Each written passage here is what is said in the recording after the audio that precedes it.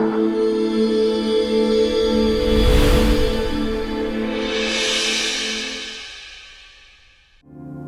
tout le monde. Dans le fond, je vais lire avec vous ce matin Acte 2, 14 à 41.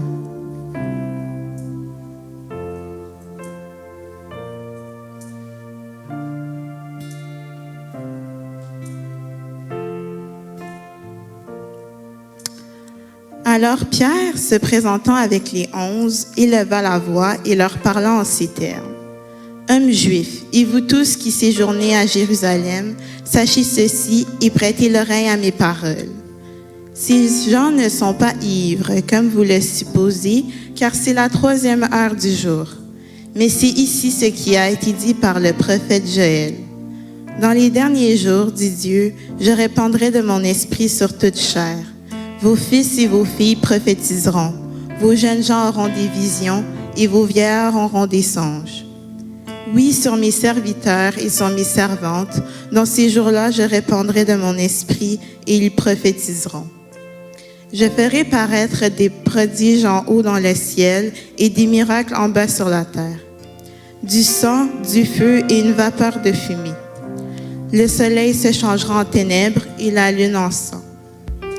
Avant l'arrivée du jour du Seigneur, de ce jour grand et glorieux, alors quiconque invoquera le nom du Seigneur sera sauvé. Hommes israélites, écoutez ces paroles. Jésus de Nazareth, cet homme à qui Dieu a rendu témoignage devant vous par les miracles, les prodiges et les signes qu'il a opérés par lui au milieu de vous, comme vous le savez vous-même, cet homme, livré, le dessein arrêté et selon la prescience de Dieu, vous l'avez crucifié. Vous l'avez fait mourir par la main des impies. Dieu l'a ressuscité, et en le délivrant des liens de la mort, parce qu'il n'était pas possible qu'il fût retenu par elle. Car David dit de lui, « Je voyais constamment le Seigneur devant moi, parce qu'il est à ma droite, afin que je ne sois point ébranlé. Aussi mon cœur est dans la joie, et ma langue dans l'allégresse, et même ma chair reposera avec espérance. Car tu n'abandonneras pas mon âme dans le séjour des morts, et tu ne permettras pas que ton sein voie la corruption. Tu m'as fait connaître les sentiers de la vie, tu me rempliras de joie par ta présence. Hommes frères, qu'il me soit permis de vous dire librement au sujet du patriarche David qu'il est mort, qu'il a été enseveli et que son sépulcre existe encore aujourd'hui parmi nous. Comme il était prophète et qu'il savait que Dieu lui avait promis avec serment de faire asseoir un de ses descendants sur son trône, c'est la résurrection du Christ qu'il a prévue et annoncée, en disant qu'il ne serait pas abandonné dans le séjour des morts et que sa chair ne verrait pas la corruption. C'est ce Jésus que Dieu a ressuscité. Nous en sommes tous témoins. Élevé par la droite de Dieu, il a reçu du Père le Saint-Esprit qui avait été promis et il l'a répandu, comme vous le voyez et l'entendez. Car David n'est point monté au ciel, mais il dit lui-même, « Le Seigneur a dit à mon Seigneur, assis-toi à ma droite, jusqu'à ce que je fasse de tes ennemis ton marchepied. » Que toute la maison d'Israël sache donc avec certitude que Dieu a fait Seigneur et Christ de ce Jésus que vous avez crucifié. Après avoir entendu ces paroles, ils eurent le cœur vivement touché. Et ils dirent à Pierre et aux autres apôtres, « Hommes frères, que ferons-nous? » Pierre leur dit, « Repentez-vous, et que chacun de vous soit baptisé au nom de Jésus-Christ pour le pardon de vos péchés, et vous recevrez le don du Saint-Esprit. Car la promesse est pour vous, pour vos enfants et pour tous ceux qui sont au loin, en aussi grand nombre que le Seigneur notre Dieu les appellera. » Et par plusieurs autres paroles, il les conjurait et les exhortait, disant, « Sauvez-vous de cette génération perverse. » Ceux qui acceptèrent sa parole furent baptisés, et en ce jour-là, le nombre des disciples s'augmenta d'environ 3000 âmes. Amen. Amen. Merci.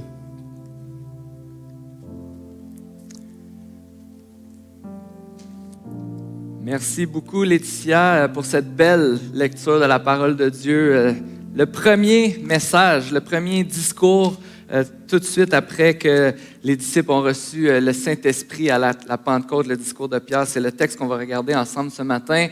Tout d'abord, je veux vous souhaiter la bienvenue. Bonjour, mon nom est Dominique, je suis un des pasteurs ici à l'Église. Et j'aimerais juste prendre le temps de remercier l'équipe de louanges, l'équipe technique qui rend possible que la célébration soit diffusée dans notre salon semaine après semaine. Et je ne sais pas si vous remarquez ce matin ou non, mais parce qu'on le voit pas à l'écran, mais peut-être que vous le remarquez comment l'éclairage est différent.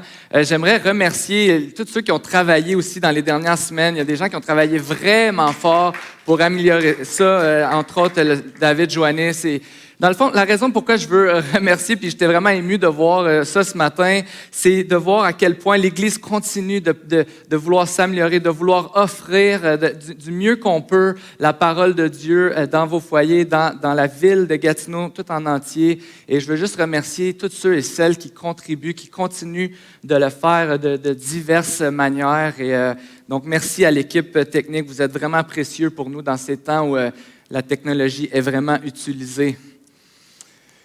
Donc, juste une petite dernière nouvelle aussi. Cet après-midi, l'équipe pastorale va rencontrer les responsables de ministère, les responsables de groupe, et on aimerait ça que vous puissiez prier pour nous aussi. Dans le fond, ce qu'on va faire ensemble, c'est qu'on va réfléchir, on va préparer notre campagne de 21 jours de prière et de jeûne qui va commencer. La semaine prochaine, ça va déjà être le pré-lancement, mais le jour 1 du 21 jours de prière dans 2 semaines. Et c'est toujours un temps béni pour notre assemblée. À chaque année, Dieu fait des belles choses. C'est un temps d'encouragement pour plusieurs d'entre nous. Donc cet après-midi, on va se rencontrer pour préparer ça ensemble, prier ensemble, regarder ce que Dieu a pour nous cette année. Donc, on vous encourage à prier pour nous d'ici cet après-midi pour la rencontre à 1h30. Donc, cette semaine, j'étais avec des amis dans un 5 à 7 sur Zoom. On mangeait ensemble, mais pas vraiment. On ne mangeait pas la même chose. Vous comprenez les genres de soupers qu'on peut avoir ces temps-ci. Mais j'étais sur Zoom avec des amis et un des personnes a posé la question, c'est qu'est-ce qu'on aime regarder? C'est quoi nos films préférés? Donc là, on a comme discuté ensemble de nos différentes réponses pour différentes raisons. Certains films plus raffinés que d'autres, effectivement. Et moi, quand j'ai nommé mes films préférés, j'en ai plein. En fait, j'aime beaucoup regarder les films, mais le premier qui m'est venu en tête à ce moment-là, c'est la série de films de Rocky, le boxeur. Rocky, le boxeur, puis aussi, il y a comme d'autres films qui ont été faits après qui s'appellent Creed, qui est comme une suite de la série Rocky avec un nouveau boxeur que Rocky lui-même va entraîner. Et ensuite, on se posait la question, pourquoi est-ce que le film que tu as choisi, c'est ton film préféré? Et puis, c'est vraiment une bonne question parce que je me suis mis à réfléchir à ça, puis j'ai même comme pensé plus tard à cette question-là. Et puis, une des choses qui est vraiment surprenante dans Rocky, si vous avez vu les films. Si vous ne les avez pas vus, je me sens pas mal de vous les dévoiler. C'est quand même un film des années 70-80. Mais dans ces films-là, c'est un boxeur qui va toujours comme rencontrer plein d'obstacles pour ensuite se battre contre quelqu'un qu'il ne devrait pas battre. Puis là, il va s'entraîner super fort pour pouvoir finalement, à la fin, gagner le combat.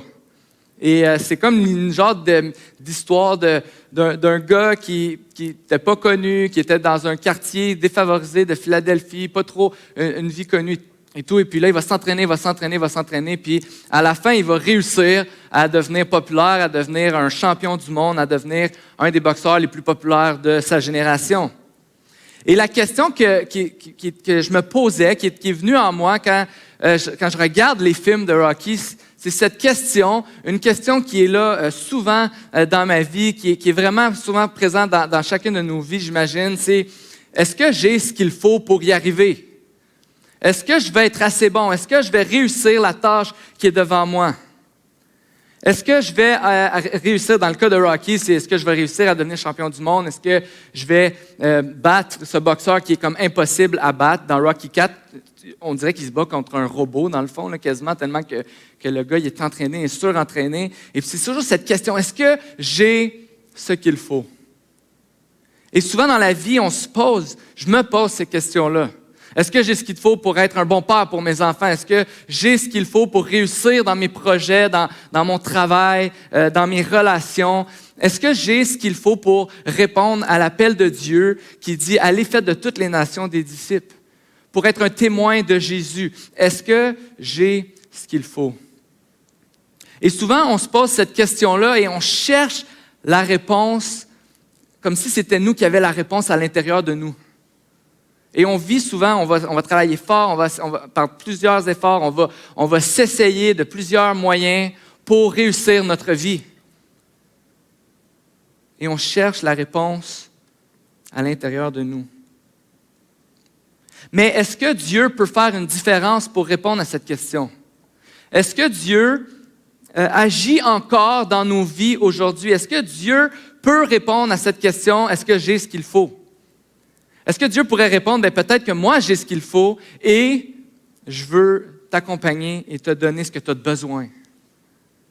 Est-ce que Dieu agit encore aujourd'hui? Est-ce que Dieu est encore une discussion pertinente pour nous dans notre siècle? C'est une bonne question. Certains vont dire absolument pas, d'autres absolument. Mais c'est vraiment intéressant parce que ce matin, on a entendu la lecture du premier discours de l'apôtre Pierre à la Pentecôte après que les disciples ont reçu le Saint-Esprit. Donc, c'est vraiment le début de l'Église. Et vous savez, Jésus avait dit, juste avant de partir, vous allez recevoir une puissance et vous allez être mes témoins de Jérusalem jusqu'aux extrémités de la terre. Et c'est vraiment, ici, c'est le début de l'Église. Et là, il y a ces hommes, ces personnes qui regardent les disciples parler dans différentes langues que les gens peuvent comprendre dans leur propre langue, comme on voit au début du chapitre 2. Et puis là, les gens qui sont là, qui n'ont pas reçu le Saint-Esprit, qui ne comprennent absolument pas ce qui vient de se passer, se demandent si les disciples ne sont pas saouls, ils n'ont pas trop bu, puis là, sont en train de comme tituber un peu, sont en train de dire un peu n'importe quoi, puis c'est vraiment comme le party qui est pris, mais à 9 h du matin. Ils ne comprennent pas ce qui se passe. Et Pierre, lui, effectivement, évidemment, il comprend ce qui se passe et il va leur donner la réponse.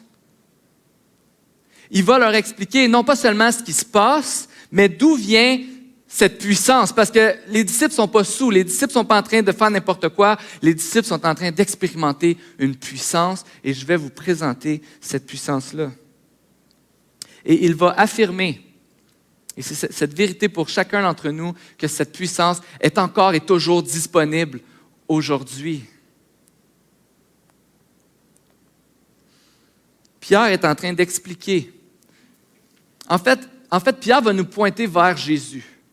Et c'est vraiment intéressant de voir que le premier discours de Pierre, quand il va expliquer au peuple ce qui est en train de se passer, pour la première fois, Pierre va nous parler de la vie de Jésus, la mort de Jésus, la résurrection de Jésus et le règne de Jésus.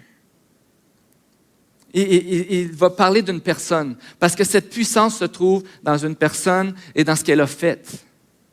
Mais avant de présenter Jésus, Pierre va expliquer ce qui est en train de se passer.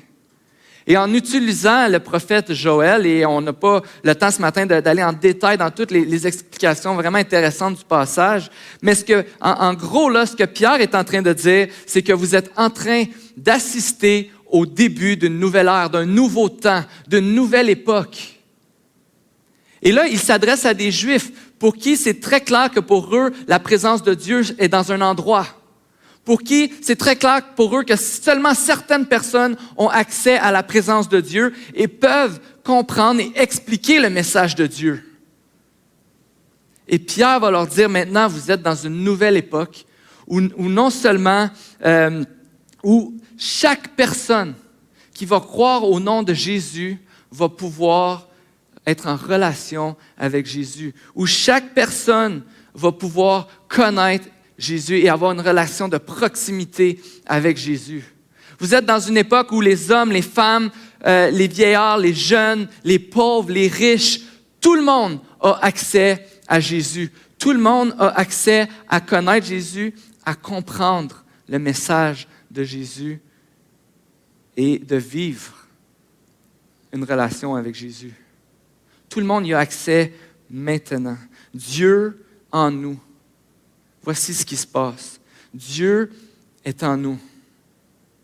C'est maintenant possible de comprendre la volonté de Dieu pour quiconque croit en Jésus. Vous avez maintenant la capacité en vous de parler de Jésus et d'annoncer le beau message de ce que Jésus a fait pour vous, pas par vos propres forces, pas parce que vous avez ce qu'il faut, mais c'est parce que Dieu, qui lui a ce qu'il faut, vous a donné son esprit pour que vous puissiez le faire, pour que vous puissiez être des témoins puissants. Voici ce qui se passe. Et c'est ce temps où Dieu va utiliser son peuple, c'est-à-dire l'Église, pour faire connaître son nom et l'impact que Dieu peut avoir dans nos vies et dans le monde tout entier. Alors, quelle différence fait-il aujourd'hui? J'aimerais que tu sois attentif ce matin si tu es parmi nous et que tu ne crois pas en Jésus. Tu n'as peut-être pas mis ta confiance en lui, mais que tu puisses considérer la personne de Jésus, ce qu'il a fait et la force, la puissance de ce qu'il peut faire dans ta vie. Et chacun d'entre nous, Église Le Sentier, ce matin, qui sommes ensemble réunis et qu'on a mis notre confiance en Jésus, combien de fois dans notre vie on a besoin de se rappeler que Dieu agit encore aujourd'hui dans nos vies? Combien de fois on a besoin de se rappeler que Dieu agit encore dans la vie des gens qui nous entourent? Que Dieu a la puissance d'agir, même si de moins en moins de gens, on aurait l'impression autour de nous qui croient en Jésus, même si la société est de moins en moins christianisée, même s'il y a de plus en plus d'opposition, la puissance de Dieu agit encore aujourd'hui. Et c'est ce qu'on veut voir ensemble aujourd'hui. Cette puissance vient d'une personne et Pierre va nous la présenter. Et c'est vraiment intéressant parce que Pierre s'adresse au peuple à Jérusalem, c'est-à-dire les mêmes personnes qui ont crucifié Jésus. Les mêmes personnes qui n'ont pas cru que Jésus était Dieu et qui croyaient ça assez impensable qu'un homme puisse se prendre pour Jésus, qu'on l'a fait mourir pour cela. On a fait mourir Jésus parce que Jésus disait qu'il était le roi, qu'il était le Messie, que les Juifs attendaient, qu'il était Dieu lui-même. Et c'est ces disciples-là à qui Pierre va s'adresser. Et c'est vraiment intéressant parce que pour ces gens-là, la mort de Jésus aurait dû taire toute tentative de démarrer cette nouvelle croyance, cette nouvelle religion, tout engouement pour le christianisme, pour les disciples de Jésus aurait dû s'éteindre avec la mort de Jésus.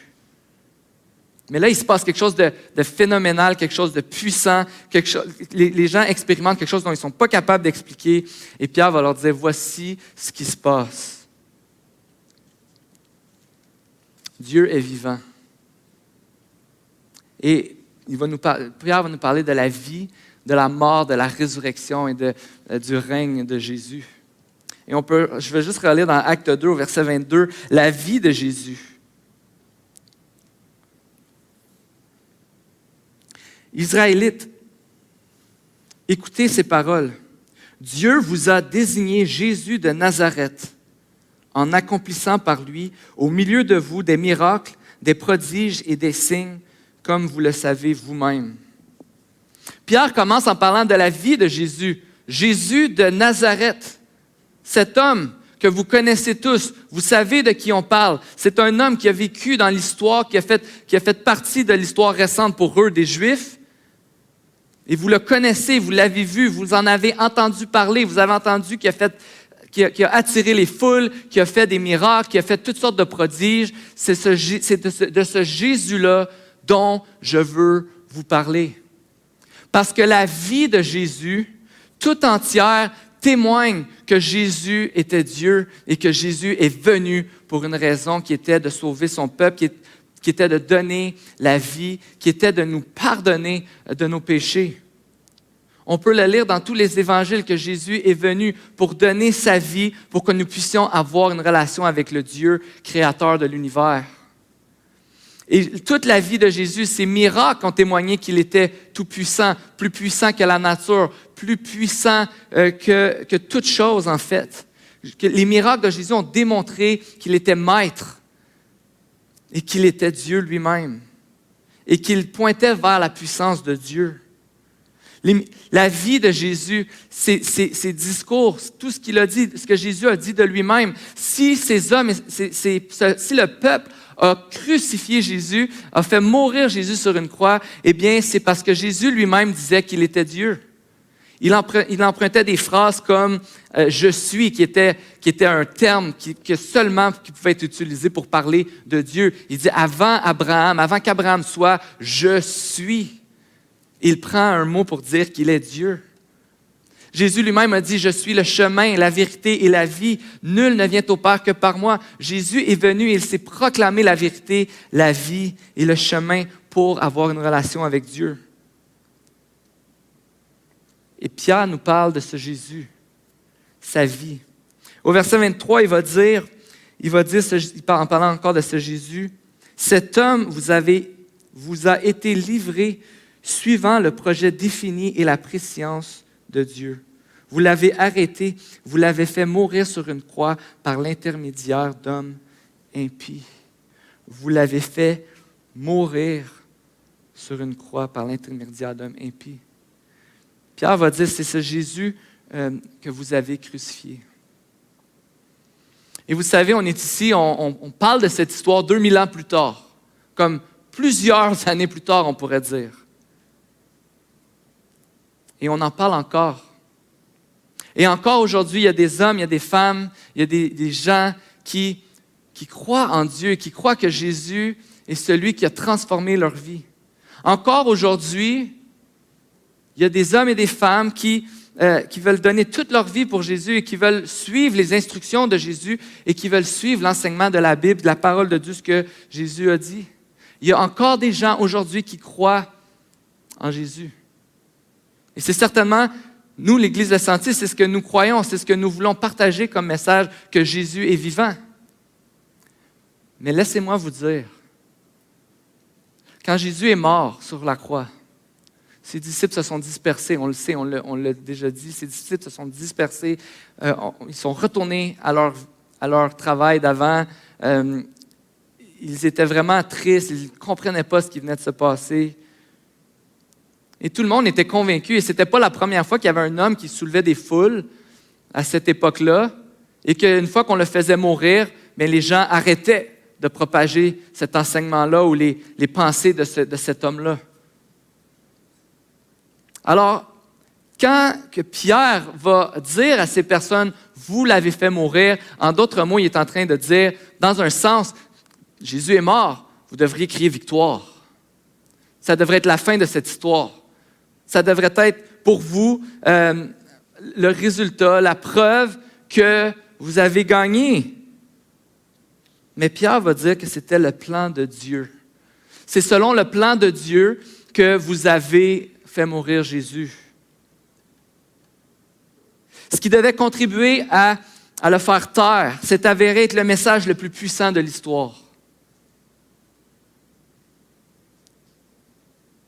Ce qui devait confirmer qu'il n'était pas Dieu est devenu la plus grande démonstration de puissance et de salut. Il y a des gens qui ont dit à Jésus quand il était sur la croix, « Sauve-toi toi-même. Tu as fait plein de miracles ici et là, pourquoi tu ne fais pas juste descendre de la croix? » Eh bien, Jésus aurait pu le faire. Mais puisque Jésus est resté sur la croix, il est resté pour que plusieurs puissent le connaître et plusieurs puissent être pardonnés de leurs péchés et être sauvés. Vous voyez, ce Jésus que vous avez crucifié injustement, il était innocent. Il était là pour sauver le peuple, pour transformer la vie des gens et vous l'avez mis à mort. Mais c'est cette injustice, cette action, le fait que vous l'avez tué, qui est le moyen que Dieu a choisi pour qu'on puisse être pardonné de nos péchés. La Bible nous dit que le salaire du péché, c'est la mort. Mais le don gratuit de Dieu, c'est la vie éternelle. Vous voyez, Jésus est mort pour nous pardonner nos péchés. Parce que chacun d'entre nous, on était coupable devant Dieu d'avoir désobéi à Dieu, de ne pas avoir cru en Dieu, d'avoir été ennemi de Dieu. Et Pierre s'adresse aux ennemis directs de Jésus, ceux qui l'ont mis sur la croix. Mais il a dit, c'est cette action-là, c'est Jésus mort sur la croix qui a contribué au salut des gens. Pierre ne pouvait pas le mettre plus personnel. Ce Jésus que vous avez crucifié. Romains 5,8 nous dit, « Mais voici comment Dieu prouve son amour envers nous. Alors que nous étions encore des pécheurs, Christ est mort pour nous. » L'amour de Dieu, c'est Jésus qui meurt pour des pécheurs. Christ qui va à la croix en pleine obéissance à Dieu et qui accepte de mourir sur la croix. Mais c'est encore une plus grande preuve de son amour quand on réalise que les gens pour qui Jésus est mort sont ses ennemis. Parce que dans Romains 5,10, on peut lire, « En effet, si nous avons été réconciliés avec Dieu grâce à la mort de son Fils, lorsque nous étions ses ennemis, nous serons à bien plus forte raison sauvés par sa vie maintenant que nous sommes réconciliés. » Voici l'amour de Dieu pour nous. Jésus qui meurt sur la croix pour ses ennemis. Oui, ceux qui l'ont crucifié littéralement, mais chacun d'entre nous sommes responsables du fait que Jésus est allé mourir sur cette croix à cause de notre état pécheur, à cause de notre rébellion, à cause que nous étions ennemis de Dieu, puisque nous croyons que nous pouvons vivre notre vie sans Dieu. Jésus devait mourir sur la croix pour que nous puissions être réconciliés avec lui et puissions être pardonnés de nos péchés.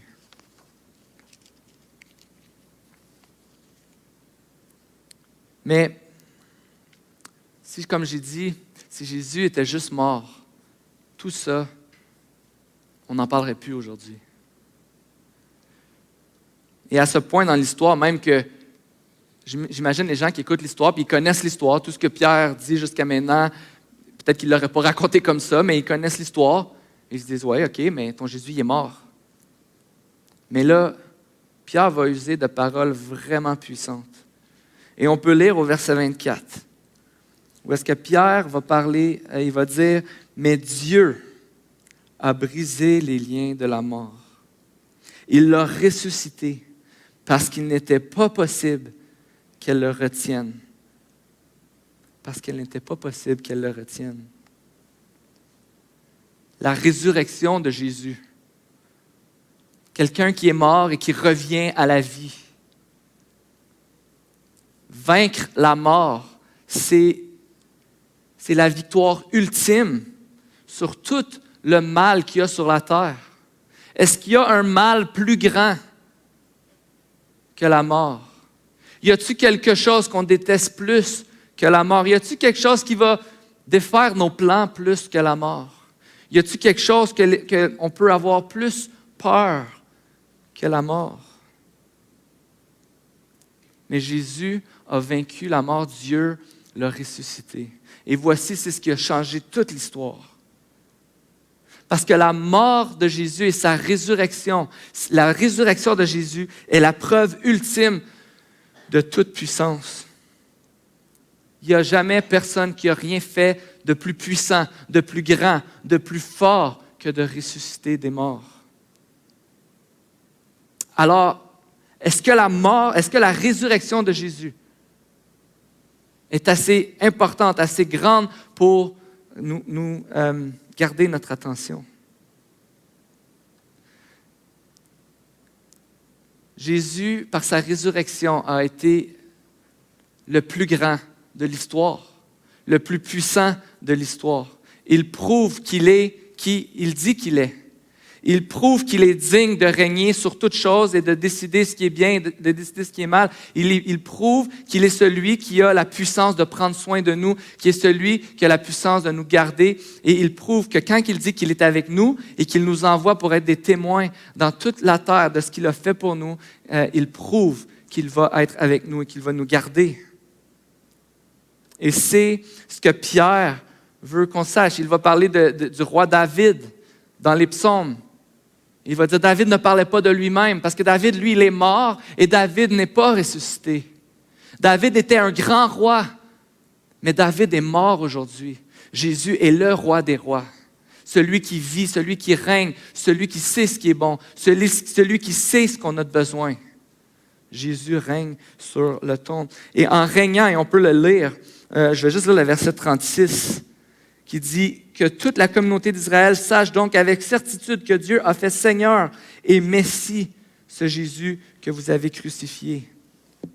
Et on peut voir dans ce passage que Jésus est assis à la droite de son Père et qu'il règne à sa juste place. Et que fait-il dans son règne? Eh bien, Jésus nous sauve, il nous donne la vie, il nous donne une vie nouvelle et il nous donne son esprit.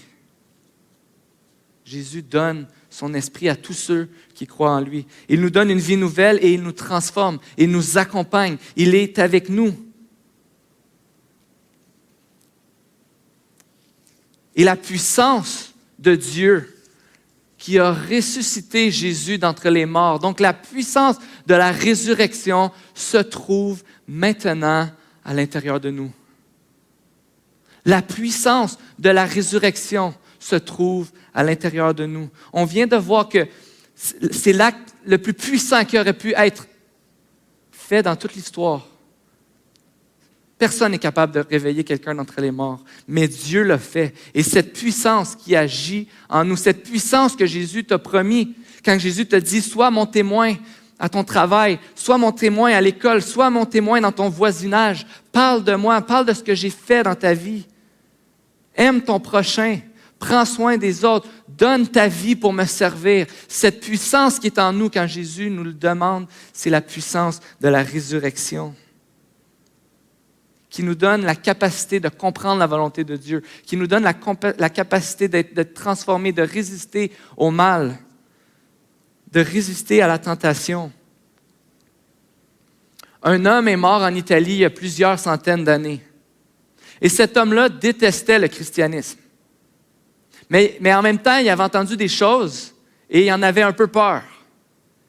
Par exemple, il avait entendu que possiblement qu'à la fin des temps, à la fin de toutes choses, il y allait avoir quelque chose qui s'appelle la résurrection d'entre les morts. Et cet homme avait tellement peur de ressusciter qu'avant de mourir, il a fait faire une immense dalle de pierre. Une immense dalle de pierre qu'il fallait mettre par-dessus son cercueil pour être sûr que la résurrection d'entre les morts n'allait pas être capable de l'atteindre. Et quand il est mort, on l'a enterré.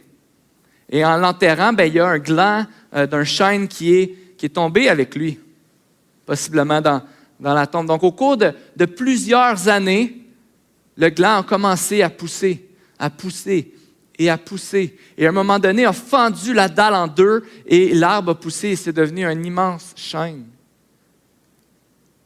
Cet homme avait peur de la résurrection des morts, mais c'est un petit gland qui a brisé sa dalle. Et imaginons-nous, qu'est-ce que si un gland qui a certainement la capacité, la puissance de la vie de pousser, si un petit gland peut fendre une dalle d'une telle grosseur, qu'est-ce que la puissance de la résurrection peut-elle faire dans ma vie?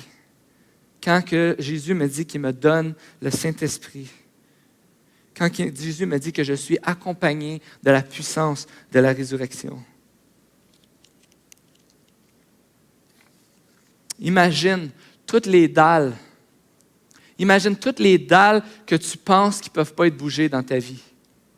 Peut-être que pour toi, c'est l'amertume, l'insécurité, tes peurs, tes doutes. Ces choses-là peuvent être détruites et déplacées. Peu importe ce que c'est. Ces choses-là peuvent être détruites et déplacées par la puissance de la résurrection de Jésus qui habite en toi. Si tu manques de courage, si tu as peur, si tu penses que tu ne seras jamais capable de pardonner quelqu'un qui t'a fait du mal, si tu penses que tu ne pourras jamais être le mari que Dieu veut que tu sois ou la femme que Dieu veut que tu sois, tu as en toi la puissance de la résurrection qui te permet de déplacer toutes les dalles. Vous savez, les gens à l'époque de Pierre qui étaient là ont écouté ce message et le texte nous dit qu'ils étaient ébranlés, ils étaient sans mots et tout ce qu'ils ont demandé à Pierre, c'est qu'est-ce qu'est-ce qu'on peut faire maintenant? Qu'est-ce qu'on peut faire maintenant? Et Pierre va leur dire, changez d'attitude, que chacun de vous soit baptisé au nom de Jésus-Christ pour le pardon de vos péchés et vous recevrez le don du Saint-Esprit. En effet, la promesse est pour vous, pour vos enfants et pour tous ceux qui sont au loin, en aussi grand nombre que le Seigneur notre Dieu les appellera. Jésus-Christ est mort et ressuscité pour nous pardonner nos péchés, pour qu'on puisse avoir la vie avec lui. Je veux t'inviter ce matin à entendre ce message et à répondre à cet appel de Jésus qui dit que pour chaque personne qui vont croire que Jésus-Christ est le roi qui règne dans le ciel, qu'il est mort pour tes péchés, qu'il est ressuscité et qu'il veut t'offrir la puissance de la résurrection en toi pour que tu puisses vivre une vie avec Dieu et selon Dieu. C'est disponible pour toi. Je t'invite ce matin à répondre à cet appel. Et on vous a partagé un numéro de téléphone auquel vous pouvez nous texter. Ça va même nous faire plaisir de prier avec vous, de vous contacter, de prendre un temps pour parler davantage de Jésus avec toi. Mais on veut vraiment vous inviter à répondre à cet appel. Jésus est vivant. Jésus règne sur toutes choses. Jésus est plus grand que toutes choses. Et Jésus fait une différence aujourd'hui dans nos vies. Peut-être qu'on n'a pas toujours ce qu'il faut, mais à l'extérieur de nous, Jésus, lui, a fait ce qu'il fallait. Et maintenant, il nous donne ce qu'on a besoin pour y arriver. Je t'invite ce matin à ne pas perdre courage, à persévérer dans la prière, pour que Dieu puisse continuer à faire un changement, un travail dans ta vie, pour que Dieu puisse continuer à faire une œuvre dans la vie des gens autour de toi. Sois encouragé, car Dieu agit encore aujourd'hui. Ne perdons pas espoir, Église de Sentier. Gardons courage. Parce que Dieu est vivant. Dieu nous donne sa puissance. Et Dieu nous envoie partout là où on est avec une puissance. Et parce qu'il règne, on peut lui faire confiance. Que Dieu vous bénisse. Je vous souhaite un excellent dimanche.